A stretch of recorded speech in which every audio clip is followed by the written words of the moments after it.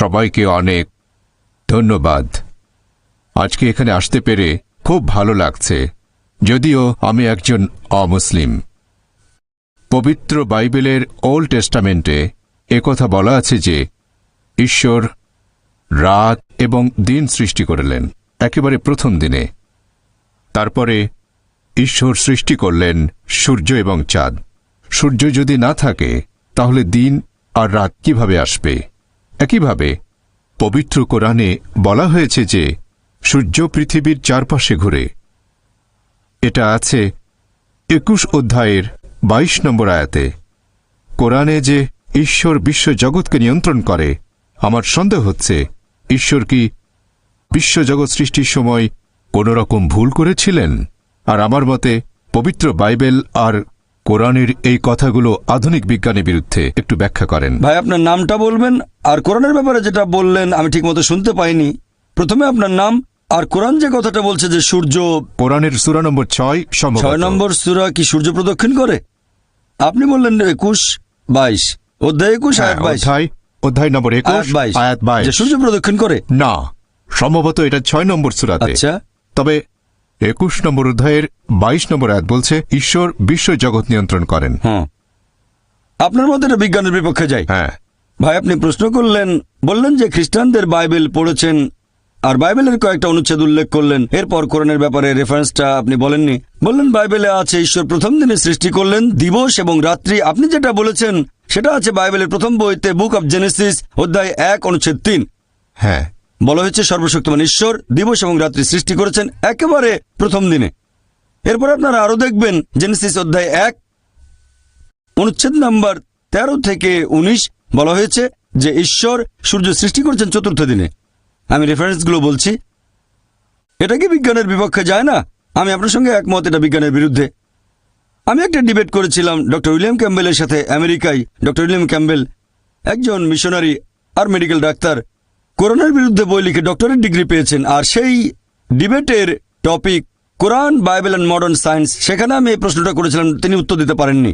তাই আমি একমত যে বাইবেলের বেশ কিছু সমস্যা আছে। এবার প্রশ্নের দ্বিতীয় অংশ, যে পবিত্র কোরআন বলছে সর্বশক্তিমান ঈশ্বর এই মহাবিশ্বকে নিয়ন্ত্রণ করেন। বাইবেলের ব্যাপারে বললে আমিও মানব যে বাইবেল প্রতিষ্ঠিত বৈজ্ঞানিক সত্যের বিরুদ্ধে।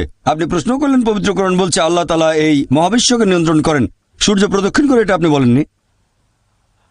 সূর্য প্রদক্ষিণ করে, আমি এরকমই শুনেছিলাম, সেজন্য প্রশ্নটা আবার বলতে বলেছি। আপনি বলছেন না কেন? আমি শুনেছিলাম। আপনি এখানে রেফারেন্স দিলেন অধ্যায় ২১ আয়াত ২২। রেফারেন্সটা ভুল, সঠিকটা হচ্ছে স্যার হ্যাঁ আমি বলছি সঠিকটা সূরা আম্বিয়া অধ্যায় ২১ আয়াত ৩৩, আয়াত নাম্বার ২২ না, আয়াত ৩৩। এই যে কোরআন, আমি কথা বলছি মেমোরি থেকে, তবে আমি কম্পিউটার নই। না স্যার, আপনি আবার প্রশ্ন করবেন? আমি উত্তরটা বলছি ভাই, আমার কথা শেষ হওয়ার পরে আপনি যত খুশি প্রশ্ন করতে পারেন, কোনো সমস্যা নেই। আপনি প্রশ্ন করেছেন, আমাকে উত্তরটা দিতে দেন। উত্তর শেষ হওয়ার পরে আমাকে আপনি আরো ২০টা প্রশ্ন করবেন। যখন প্রশ্ন করেছিলেন আমি মনোযোগ দিয়ে শুনেছিলাম, এখন আমার উত্তরটা শোনেন। আর উত্তরের শেষে আপনি যত খুশি প্রশ্ন করতে পারেন। আপনাকে অনেক সময় দেবো, যদি চেয়ারম্যান রাজি না হন তাহলে অনুরোধ করব আরেকটু সময় দিতে। আপনি খুশি মনে এখানে এসেছেন, আমরাও খুশি এখানে আপনি এসেছেন। আপনি বললেন পবিত্র কোরআন বলছে সূরা আম্বিয়া অধ্যায় ২১ আয়াত নাম্বার ২২ আসলে ৩৩ যে সূর্য প্রদক্ষিণ করে। এটা পবিত্র কোরআনে আছে। সূরা আম্বিয়া অধ্যায় ২১ আয়াত ৩৩ বলা হয়েছে হুয়াল্লাযী খালাকাল লাইলা ওয়ান নাহারা, আল্লাহ তাআলা সৃষ্টি করেছেন দিন এবং রাত, ওয়াশ শামসা ওয়াল কামার, সূর্য এবং চন্দ্র। কুল্লুন ফি ফালাকি ইয়াসবাহুন, প্রত্যেকে নিজ গতিতে নিজ কক্ষপথে বিচরণ করছে। আর তাসলিমা নাসরিনও এই ভুলটার কথা উল্লেখ করেছিল। আপনারা চেনেন, নাম শুনেছেন? বাংলাদেশের সে বলেছিল একটা বই যদি বিশ্বাস করে সূর্য পৃথিবী চারপাশে ঘোরে তাহলে আমরা কিভাবে উন্নতি করব, মানে কোরআনের কথা বদলাতে হবে। নাউজুবিল্লাহ।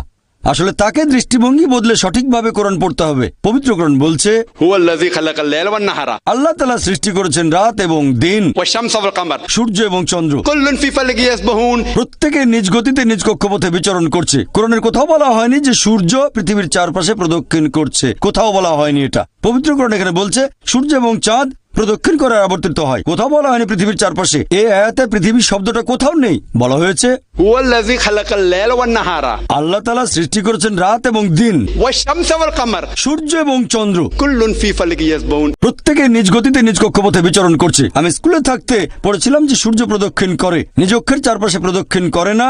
সূর্য মহাবিশ্বে প্রদক্ষিণ করে, পুরো সৌরজগৎ প্রদক্ষিণ করে। আমি স্কুল পাশ করেছি 1982 সালে। স্কুলে পড়েছিলাম সূর্য নিজের চারপাশে আবর্তন করে না, কিন্তু কোরআনের আয়াত বলছে এখানে আরবি শব্দ ইয়াসবাহুন, এর মূল আরবি শব্দ সাবাহা, যেটা দিয়ে চলন্ত কোনো কিছুর গতিকে বোঝানো হয়।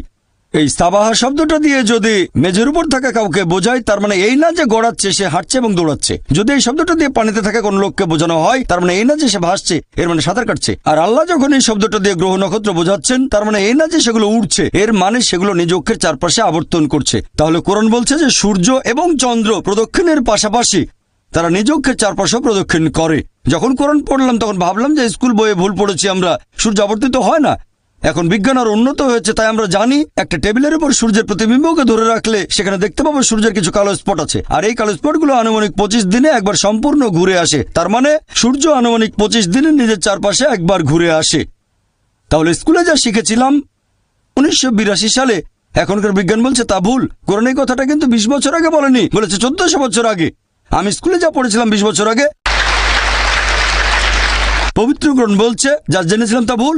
প্রথমে শক পেলাম, তারপরে ব্যাপারটা নিয়ে একটু গবেষণা করে দেখলাম যে কোরআনের কথাই সঠিক, কোরআন ভুল বলেনি, আমার বিজ্ঞানের বই ছিল ভুল। আর আমি জানি না এ আয়াতে তাসলিমা নাসরিন পৃথিবী শব্দটা কোথায় পেল। সে কি আরবি জানে? ইংরেজিতে কথা বলতে পারে? ইংরেজি অনুবাদেও পৃথিবী শব্দটা নেই। সে মনে করেছে কোরআন বলছে সূর্য প্রদক্ষিণ করে, তার মানে পৃথিবীর চারপাশে প্রদক্ষিণ, এটা তার অনুমান। তাহলে তার অনুমানটা ভুল। আলহামদুলিল্লাহ, কোরআন ভুল বলেনি। আর আমি আপনার সঙ্গে একমত যে আল্লাহ সুবহানাহু ওয়া তাআলা এই মহাবিশ্বকে নিয়ন্ত্রণ করেন। আর এই কারণেই ফ্রান্সিস বেকনের মত অনুযায়ী, ফ্রান্সিস বেকন একজন বিখ্যাত দার্শনিক, তিনি বলেছেন বিজ্ঞান সম্পর্কে কম জানলে হবেন একজন নাস্তিক, তবে বিজ্ঞান সম্পর্কে গভীর জ্ঞান থাকলে এক সর্বশক্তিমান ঈশ্বরে বিশ্বাস করবেন। আশা করি উত্তরটা পেয়েছেন। আবারও প্রশ্ন করতে চাইলে করতে পারেন, পাল্টা প্রশ্ন করতে চাইলে করে ফেলেন। আমরা আপনাকে ভালোবাসি। স্যার, আমি অধ্যয়ের ব্যাপারে শিওর নই। কোনো সমস্যা নেই, আমি আপনার সমালোচনা করছি না, প্রশ্নটা করেন। আর আমি এখানে সঠিক কথাগুলো বলছি। আপনি যদি ভুল রেফারেন্স দিয়ে থাকেন তাহলে আমি সেটাকে শুধরে দেবো। বলছি না যেটা আপনাকে জানতেই হবে। আপনিও কম্পিউটার না, আমিও কম্পিউটার নই। তবে আমার মনে হয় এটা আছে 8 নম্বর সূরাতে। সম্ভবত সূর্য পৃথিবীর চারপাশে ঘুরছে। কোরআনের কোথাও এটা বলা নেই। আপনাকে আমিই বলছি যে আয়াতটা বলেছেন সেটা সূরা আম্বিয়া অধ্যায় 21 আয়াত নাম্বার 33। তসলিমা নাসরিন এটা বলেছিল, এছাড়াও ইসলামের অনেক সমালোচকও বলেছিল।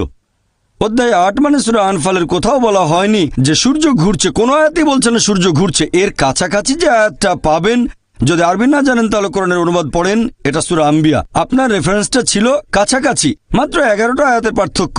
আপনার রেফারেন্সটা ছিল সঠিক, অধ্যায় নাম্বারটা সেটা 21, তবে আয়াতটা 22 নাম্বার ছিল না, সেটা ছিল 33। আপনার কাছে কোরআন আছে? না। অধ্যায় নম্বর 21 আয়াত 22, ঈশ্বর বিশ্ব জগৎকে নিয়ন্ত্রণ করেন।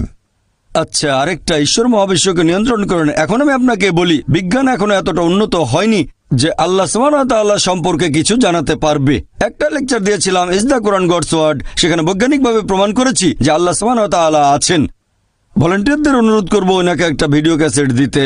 ভাই আশরাফকে অনুরোধ করছি, আপনি ভলান্টিয়ারদের বলেন আমি আপনাকে গিফট করব একটা video cassette, is the Quran God's word. সেখানে বেশ কিছু বৈজ্ঞানিক বিষয় নিয়ে আমি বলেছি, আর আমি প্রমাণ করেছি বিজ্ঞান দিয়ে যে আল্লাহ সুবহানাহু ওয়া তাআলা অবশ্যই আছেন। তাই আজকের বিজ্ঞান আর সেরা বিজ্ঞানীরা ঈশ্বরকে তারা বাদ দিচ্ছেন না, তারা ঈশ্বরের নকল রূপগুলো বাদ দিচ্ছেন। লা ইলাহা, তারা আল্লাহকে বাদ দিচ্ছেন না, বরং ঈশ্বরের নকল রূপগুলোকে তারা বাদ দিচ্ছেন। লা ইলাহা ইল্লাল্লাহ। বুঝলেন? পৃথিবীর সেরা বিজ্ঞানীরা এটা বলছেন। তারা সবাই ঈশ্বরে বিশ্বাস করেন, বেশিরভাগ। কেউ কেউ হয়তো বিশ্বাস করে না, তবে বেশিরভাগ বিজ্ঞানী মানেন একজন সৃষ্টিকর্তা অবশ্যই আছেন। বিশ্বজগৎ কিভাবে সৃষ্টি হয়েছে? বর্তমানের বিজ্ঞান আমাদের বলছে যে এই বিশ্বজগৎ কিভাবে সৃষ্টি হয়েছে। কিভাবে? বিগ ব্যাং এর মাধ্যমে। ঠিক? হ্যাঁ, খুব ভালো, বিগ ব্যাং। আর বর্তমানের বিজ্ঞান বলে যে একেবারে প্রথম দিকে ছিল বিন্দু, পুরো বিশ্বজগৎ, তারপর সবকিছু আলাদা হয়ে গেল, একটা বিস্ফোরণ, সেখান থেকে হলো গ্যালাক্সি, তারপর হলো নক্ষত্র, বিভিন্ন গ্রহ, চাঁদ, সূর্য, আমাদের এই পৃথিবী। এটাকেই বলা হয় বিগ ব্যাং। আমরা এই বিগ ব্যাং সম্পর্কে কবে জানতে পেরেছি? 20 বছর, 30 বছর, 40 বছর আগে। ঠিক? হ্যাঁ, ঠিক। আল্লাহ পবিত্র কোরআনে বলেছেন সূরা আম্বিয়া অধ্যায় নম্বর 21 আয়াত নম্বর 30, আল্লাহ 1400 বছর আগে বলেছেন, আল্লাহ বলেছেন যে অবিশ্বাসীরা কি এটা দেখে না আকাশমণ্ডলী আর পৃথিবী ওতপ্রোতভাবে মিশেছিল। অবিশ্বাসীরা কি দেখে না أن السماوات والأرض যে আকাশমণ্ডলীয় পৃথিবী মিশেছিল, আমি তাদের পৃথক করে দিলাম? তাহলে আল্লাহ বলছেন আকাশ আর পৃথিবী একসাথে ছিল, আমি তাদের আলাদা করে দিলাম। বিজ্ঞানীরা এখন এই বিগ ব্যাং সম্পর্কে বলছেন, আর কোরআন 1400 বছর আগেই সেটা সংক্ষেপে বলেছে। কথা কে বলতে পারেন? বিজ্ঞান তো সে সময় উন্নত ছিল না। কে? আমাদের স্রষ্টা। এভাবে পুরো একটা লেকচার দিয়েছি।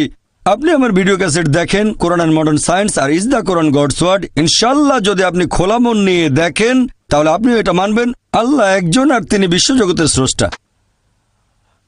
ধন্যবাদ।